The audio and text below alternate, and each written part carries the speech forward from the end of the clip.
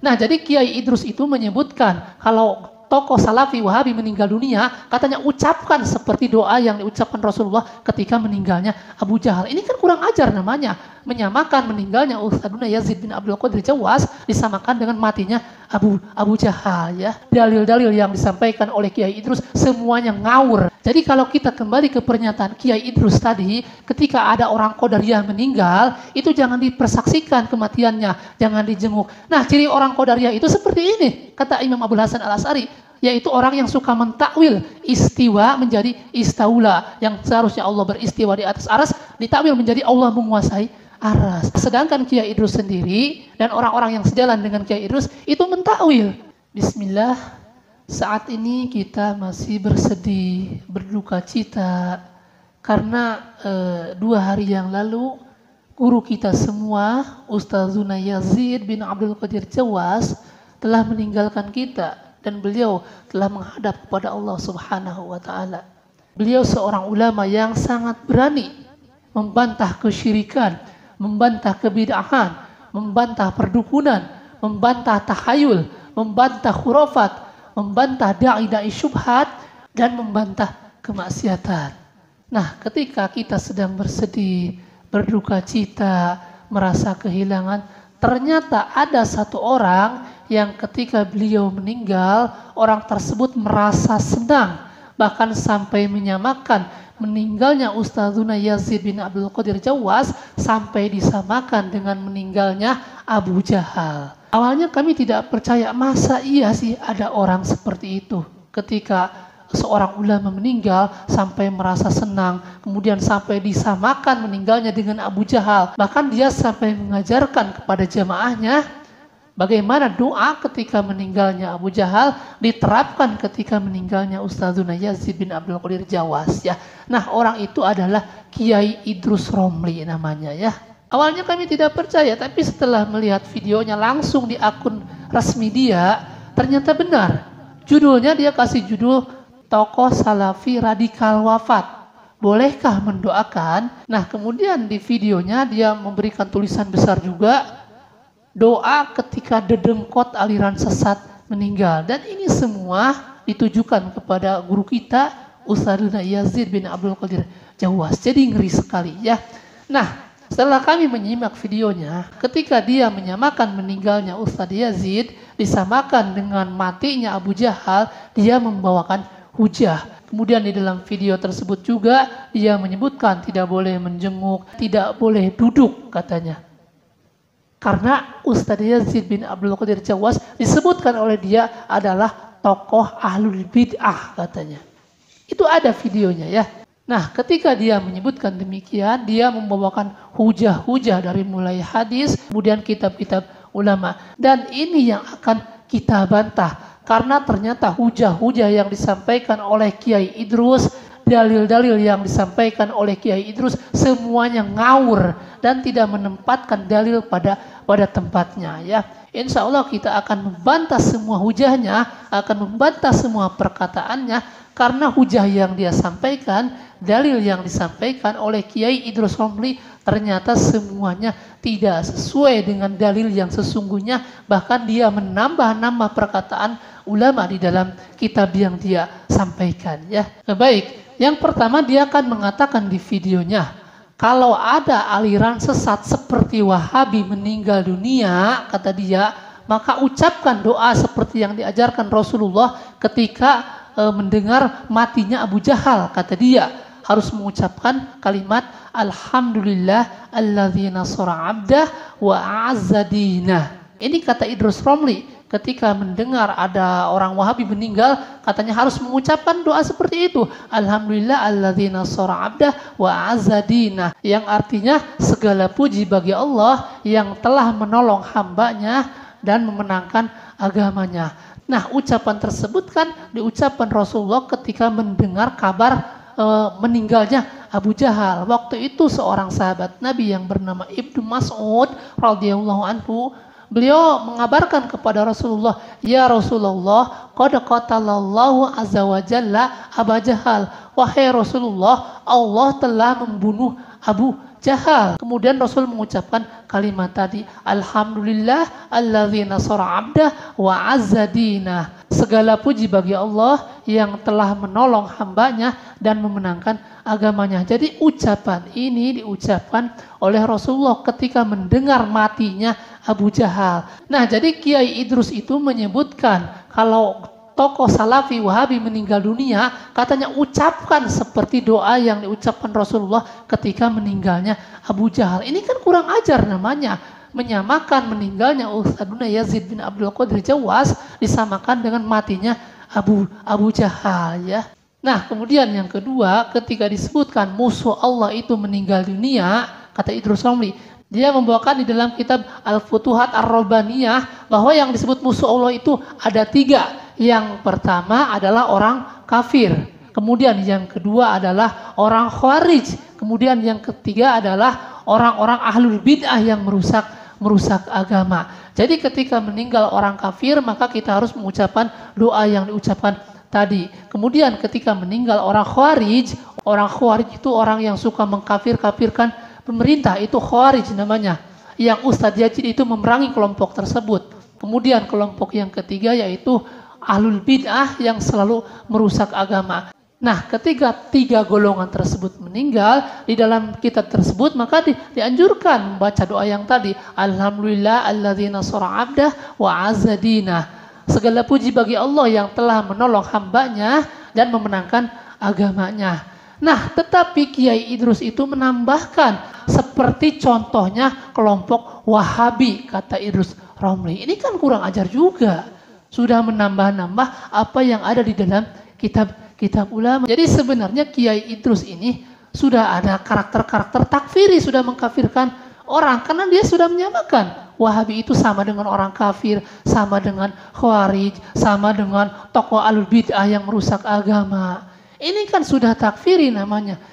Yang lebih aneh lagi, Ustadzuna Yazid bin Abdul Qadir Jawas itu, beliau itu paling keras membantah kebid'ahan, sehingga bid'ah apapun dia bantah dengan dalil-dalil yang dia sampaikan. Bukan hanya beliau, semua ustadz yang dia tuduh Wahabi selalu membantah tentang bid'ah karena ingin memurnikan agama ini. Bagaimana bisa Kiai Idrus menuduh orang-orang Wahabi sebagai kelompok ahlul bid'ah yang merusak agama? Justru kita itu yang paling keras membantah kebid'ahan. Bahkan video-video kami pribadi yang paling banyak membantah kebid'ahan. Jadi ini aneh sekali, yang melakukan ritual-ritual bid'ah siapa, yang dituduh siapa. Ini kan aneh, ya.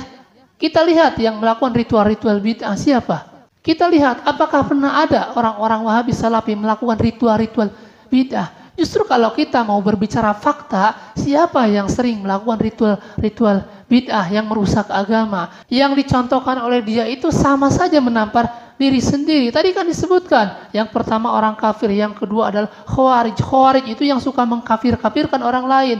Nah, Kiai Idrus itu menyamakan Wahabi sama seperti orang kafir. Jadi sebenarnya ini lebih cocok kalau ditujukan kepada diri dia sendiri, karena dia sudah takfiri, sudah menganggap kita kafir. Kalau kawan-kawan melihat video yang disampaikan oleh dia, akan mendapatkan kesimpulan bahwa Wahabi Salafi itu sudah dianggap kafir oleh Kiai Idrus Romli, ya. Kemudian yang kedua, kita yang dia tuduh sebagai Wahabi, katanya kita itu adalah orang-orang ahlul bid'ah yang merusak agama. La haula wala quwata illa billah.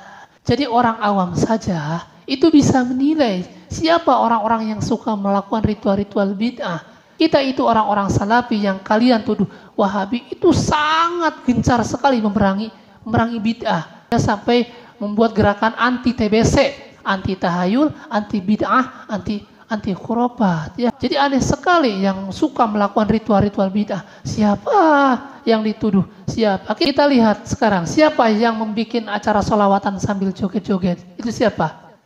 Itu bukan dari kelompok-kelompok yang kalian tuduh Wahabi, bukan. Aneh sekali kalian yang suka membuat ritual-ritual bid'ah kemudian dituduhkan kepada kita semua. Jadi sebenarnya hujah yang disampaikan Kiai Idrus itu tidak nyambung, ya, tidak nyambung. Dalilnya kemana, ditafsirkan kemana, ya. Nah, kemudian yang ketiga, dia mengatakan kalau orang Wahabi Salafi meninggal, apakah perlu mentakziah katanya. Kemudian dia membawakan perkataan Imam Al-Baihaqi di dalam kitabnya yang menukil pendapat Ibnu Umar radhiyallahu anhuma tentang larangan duduk-duduk dengan ahlul bid'ah. Kemudian di dalam kitab tersebut disebutkan bahwa orang-orang Qadariyah itu kaum Majusi zaman sekarang, ketika sakit tidak boleh dijenguk, ketika meninggal tidak boleh disaksikan. Nah, ini hujah dipakai oleh Kiai Idrus Romli ketika orang Salafi Wahabi meninggal atau sakit tidak boleh dijenguk, ketika meninggal tidak boleh disaksikan katanya, membawakan hujah ini. Dan ini hujah juga sangat ngawur dan tidak nyambung. Nah, di dalam bab ini nanti akan menarik sekali karena akan menampar dirinya sendiri ya. Nah, di dalam penjelasan tadi disebutkan kalau orang Qadariyah meninggal itu tidak boleh disaksikan kematiannya dan kalau sakit tidak boleh dijenguk. Nah, sekarang kita lihat ciri-ciri Qadariyah itu seperti apa wahai Kiai Idrus? Apakah sama dengan kami yang antum sebut Wahabi atau sama dengan kelompokmu wahai Kiai? Kita lihat pernyataan Al-Imam Abul Hasan Al-Asy'ari di dalam kitab Risalah ila Ahli Tsagor ya.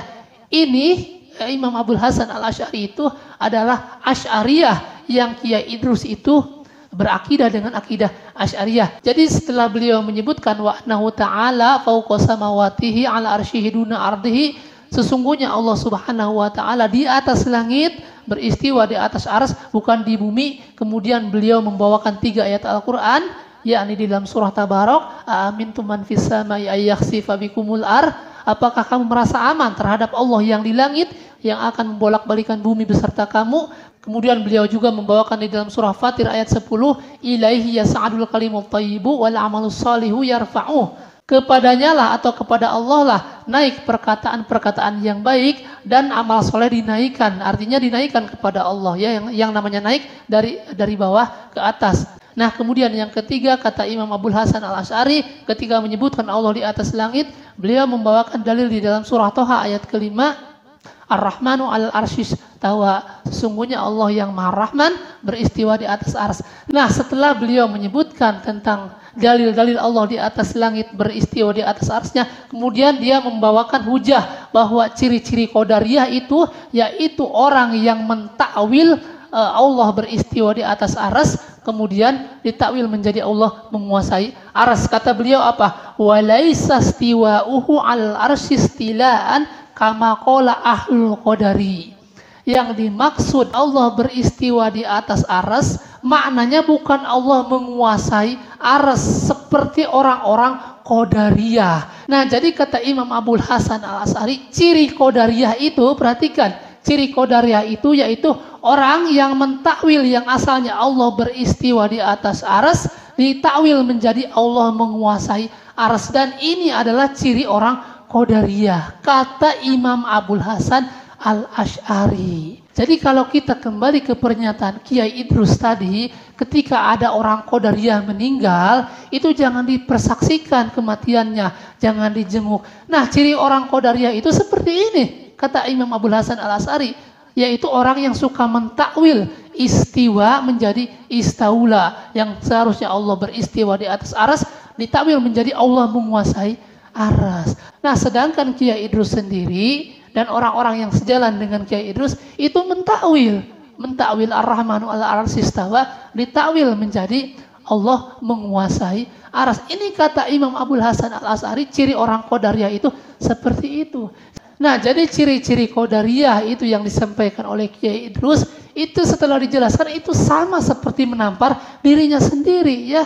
Karena kita semua orang-orang yang kalian tuduh Wahabi tidak pernah mentakwil kalau Ar-Rahmanu 'ala arsy istawa, kita sebutkan sebagaimana yang Allah jelaskan, Allah beristiwa di atas arsy, tidak pernah ditakwil menjadi Allah menguasai arsy. Kata Al-Imam Abul Hasan Al-Asy'ari, yang mentakwil Allah beristiwa di atas arsy kemudian ditakwil menjadi Allah menguasai arsy, itu adalah kelompok Qadariyah. Sedangkan tadi kata Kiai Idrus, orang Qadariyah itu ketika sakit jangan dijenguk, ketika meninggal jangan dipersaksikan katanya ya. Nah, ciri-cirinya Kata Imam Abul Hasan Al-Asy'ari di dalam kitab Risalah ila Ahli Tsaqor, itu cirinya seperti itu. Nah, ini bukan kami yang menyampaikan, tetapi ulama-ulama yang kalian berakidah dengan akidah Asy'ariyah atau akidah Abul Hasan Al-Asy'ari sendiri, ya.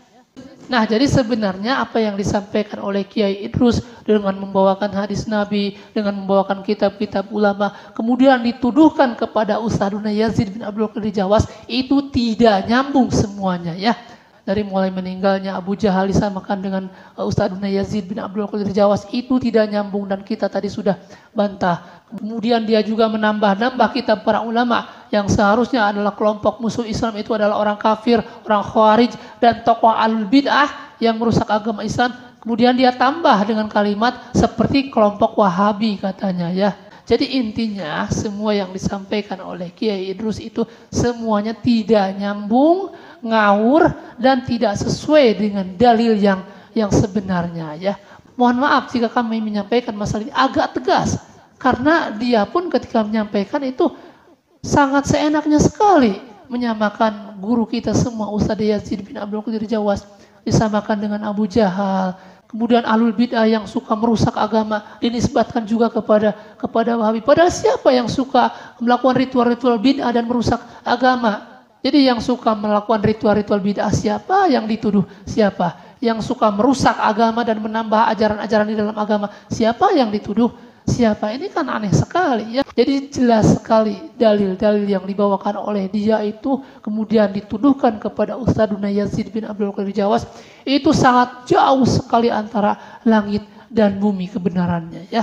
Nah, ini mungkin yang bisa kami sampaikan. Mohon maaf dalam masalah ini kami agak tegas karena dia sudah benar-benar keterlaluan, ya, sudah keterlaluan dalam masalah ini.